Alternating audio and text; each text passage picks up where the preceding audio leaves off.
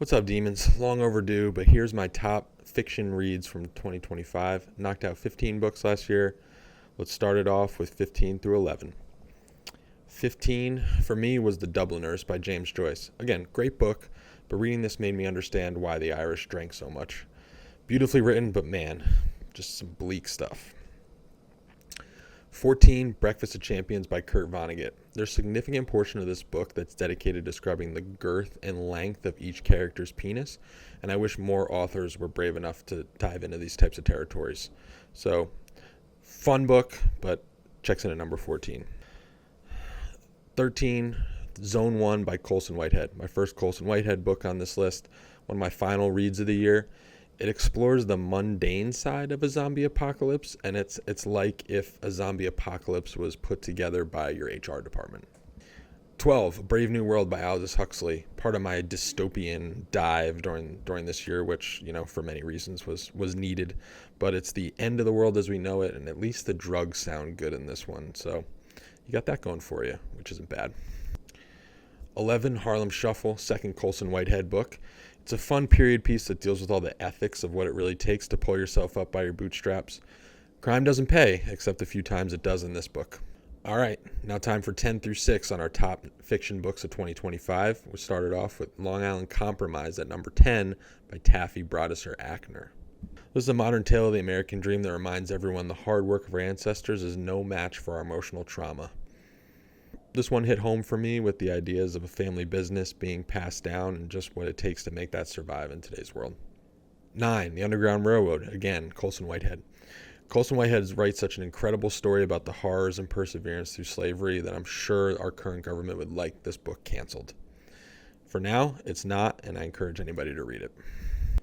Number 8, James by Percival Everett. This was a really popular book last year. I know a lot of people were reading this one. It's a retelling of Huckleberry Finn from the perspective of the slave Jim.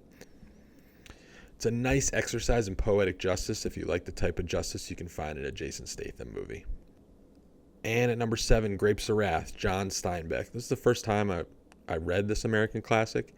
Steinbeck was accused of being a communist and socialist after writing this book, which is to say he committed the sin of finding a few issues with capitalism.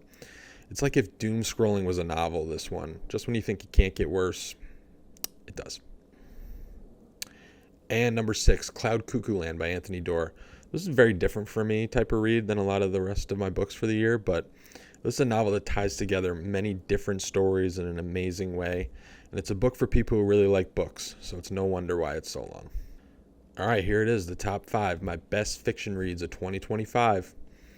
Number 5, 1984, George Orwell. This was a revisit for me after one of my favorite books of all time.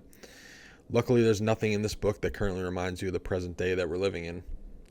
Psych. And the worst part, it's haunting to imagine the end of free society without memes even existing. Where would we be without our memes? Coming in at number 4, Slaughterhouse-Five, Kurt Vonnegut. Vonnegut is the jam band of authors, and Slaughterhouse-Five is the Cornell 77 of the dead for jam band books. I think I got that analogy right. And so it goes. Number 3, East of Eden by John Steinbeck, a true classic that brings to light the concept of Tim Shell.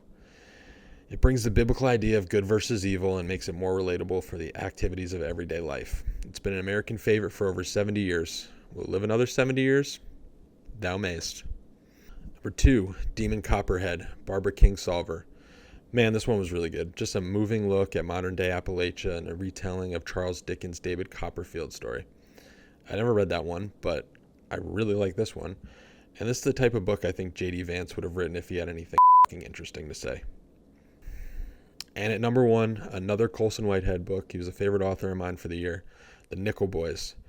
Turns out Florida has always been an awful place to live, and we've only evolved the torture camps and given them alliteration. That's Alligator Alcatraz today. But at this time, it was the Nickel School for Boys, and man, this book was heavy but amazing. The ending legitimately made me cry, and I'm man enough to admit it. So there you have it, my top fiction books for 2025. We're already knocking out some awesome ones in 2026. So here's to reading. Let me know what you knocked off on this list, and cheers to 2025. Let's go, Demons.